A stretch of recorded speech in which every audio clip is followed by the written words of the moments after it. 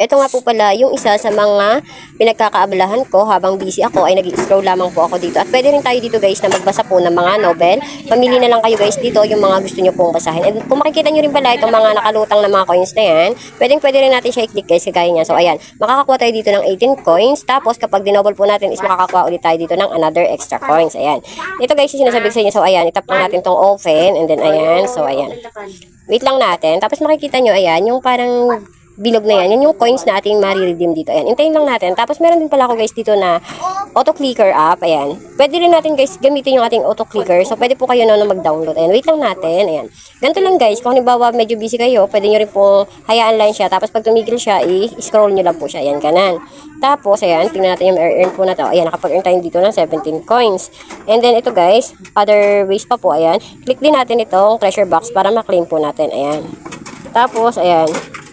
Tapos dito naman po, ayan.